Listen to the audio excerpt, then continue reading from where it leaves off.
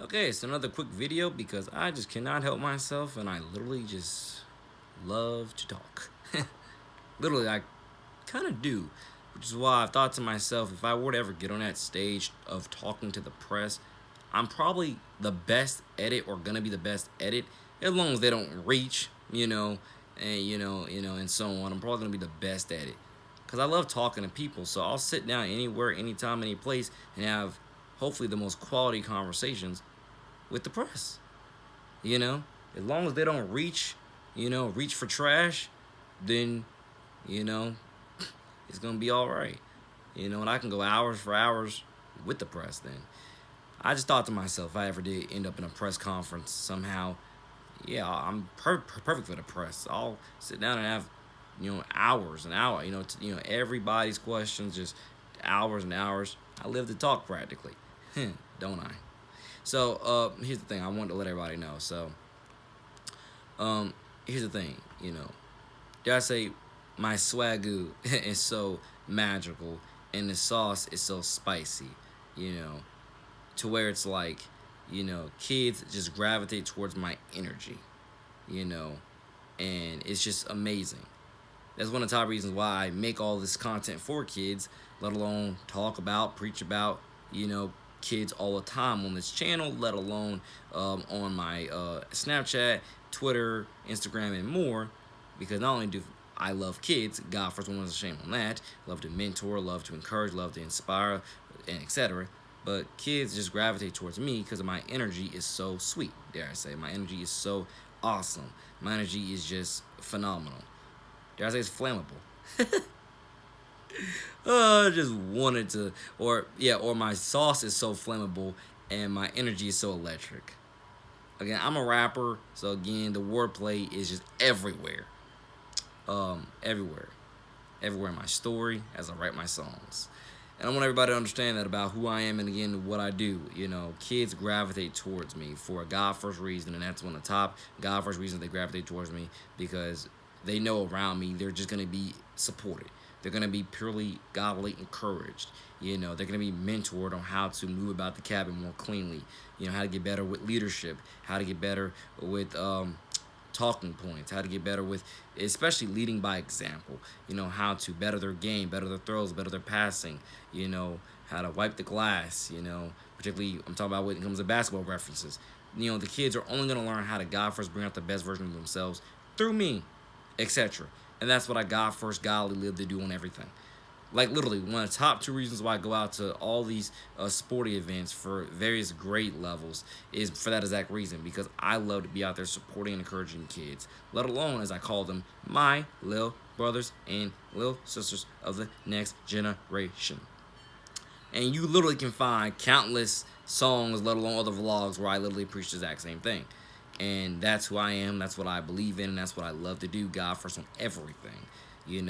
I love to be out there and support them. Again, these kids give me so much hope that we're gonna live to hopefully the next 10 years. Because again, as I've told people before, if you look at the state of our culture, let alone the state of the world today, you probably think the world's gonna end at the end of this year. You know, you're probably thinking that, but only God knows. The date, time, so on and so on.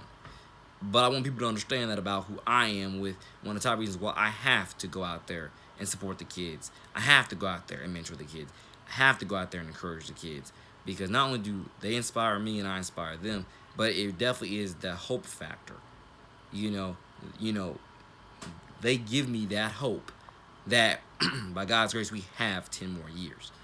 At least, if not hopefully 50. Because at the state of the world today, you're not gonna tell me we even have close to that, you know, with everything that's going on. You're not gonna tell me we even have close to that. So the kids keep me on that path that we might have close to that. Because if I wasn't thinking about how to give back to the kids more, trust me, the state of the world really does feel like we don't even have close to the next 10 years, let alone the next two, etc. But I want people to totally understand that about my culture, or my hustle, my attitude, and just everything about who I am. You know, by the way, especially on not Twitter, especially on what's the thing called, especially on SoundCloud, Younglings Nation SoundCloud. If you look up the Nice Star EP, and you see the song titled 14U. Yeah, 14U teenagers. I want people to understand.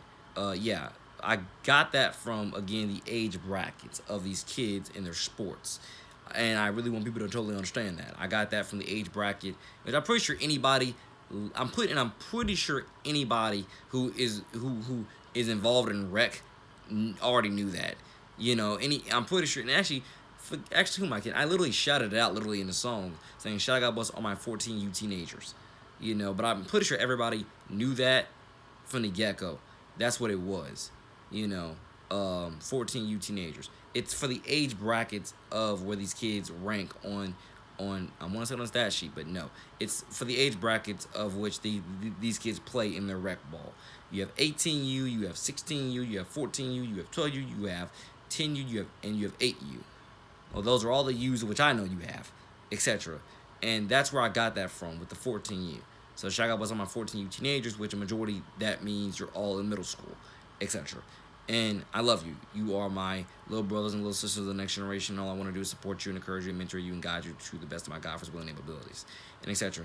Now, with that being said, I got a lot more songs than just that coming out for those age brackets. But again, I'm a spokesperson for the kids. I literally represent the kids. I promise to God. Like, that is my life, let alone my everything, my testimony. Being so dialed into youth development is my everything. Like, trust me, I think to myself all the time, would I love to make some more adulterated music, and so on, and, of course, I would like to do that here and there, but the problem is, I almost don't know how to do that here and there, knowing I have such a kid-oriented fan base, and it's almost like what Drake said when he said, "I'd rather he said it in Is There More?" He said it in Is There More? He's like, "I'd rather you remember me as we met rather than, this extra stuff." And I want people to understand that with that being said, because I have various different God first sides of me, and I want people to totally understand that.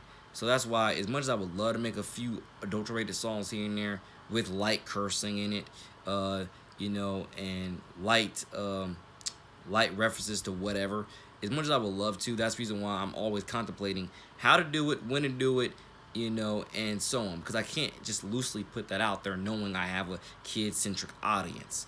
I want people to totally understand that. I can't just loosely put out, dare I even say the word, sex songs or sexual songs. I can't just loosely put that out there knowing I market to the kids a bunch. I can't just loosely put that out there. Now, a big part of me is like, I can, but then I know I really can't, and so on. I don't ever, like I said, I really don't ever want the kids to hear me talking sexual. I really don't want that to ever happen, and so on. Like I said, I am 22 years old, but just because, but like I've said before about being grown, just because I'm of legal grown age, just, what it means for me is that I am more liable to set examples for the kids. I am more liable for that, and I just don't want kids to hear me talk about sex. I don't want, in that manner. I don't, in that, same manner which you hear a bunch of these other rappers and singers talking about sex. I do not want kids to hear me talking about sex in that manner, let alone period, but definitely that manner, because if you hear me talk about sex period, it's usually to say stay a virgin till you're married, etc. And with that also being said, I don't ever want kids to hear me curse whatsoever. Now, if it is, now, if they ever do hear me curse, it has to be particular words that everybody can agree with, rather than, just bluntly dropping F-bombs every 2 seconds just to do it. I never have done that for the most part, never will, or at least musically, and I'm, like I say, not trying to get into that now. And I want kids to totally understand about who I am with what I'm trying to put out there for you. Because I do have multiple different, sides of myself, God first, but just because I have multiple different sides of myself, God first, doesn't mean I need to, put all of them out there to dare I even say pander and or fit into that market when I have, like I said, a very kid-oriented fan base. Now, you're probably thinking to yourself, dude, there's plenty of other people out there who don't put out music for kids and the kids still love them. Yeah, that's the difference. I market myself intentionally as a role model and intentionally as a mentor, intentionally as a big brother to these kids. And the last thing I want them to do is turn on a song by me with me talking sexual or with me cursing by any extent, um, for their parents to listen to get that reference of again who your boy is. And next thing I know, have the parents look at me like, but you're supposed to be a role model. You're supposed to be a big brother. My kid, it looks up to you. How could you put that in your song and so on? Oh my, that is like my. I think I said in another video. That's my worst nightmare. My worst nightmare is having a parent approach me and say that to me. And say that you market yourself like this. You have a job to do. Why put that out there? Knowing indeed you have a very kid-centric audience. My worst fear is having a parent literally, confront me about that. Because then I'm thinking to myself, oh my Lord, I knew not to put this out there from the jump, from 21 Jump Street. I knew not to put that out there. I knew that backlash was going to come. And look what happened. Now, it all depends on which kids and or parents you're referring to. Because some parents and some kids, they're gonna know you regardless. Like they know who you truly are. They believe in your passion and your character, and you can probably put out whatever you want, and they'll just give you more and more props because it speaks to them in whatever type of way that it speaks to them. Other parents, I know they're just, dare I say, they're just waiting to come at me saying that type of stuff. Of like, how could you put this out there? My kid looks up to you, or you call yourself a role model. Is this something you really want kids to learn from you? And and I just can't abuse my platform like that, which is why I've said before, if I ever do put out any sexual songs or put out any, even light cursing songs, it will hopefully be in a manner where if I ever put it out, it will hopefully be in a manner of like I say, where I'm letting only particular audiences listen to it. I just can't let everybody in the world listen to it. Or maybe I can, but I'm going to have to work my way up to doing that, and so on. So I'm not telling you when it will come, if it will ever come, but I'm just giving you my background knowledge of how I make music, what I want to make, and how I will continuously grow into making what I want, to God first, hopefully best benefit and represent the kids, of which I love and care about and cherish dearly as my little brothers and little sisters of the next generation. But it is a big part of what I want people to understand. I don't really want kids to learn foul language from me, let alone sexual terms, references, and etc. from me. I don't want that. I don't want a kid literally repeating a sexual line that I wrote and thinking to myself, oh my God, what did I just do? What did I just do? And, trust me, that's the top thing about to all parents and or guardians out there. You don't have to guilt trip me on anything.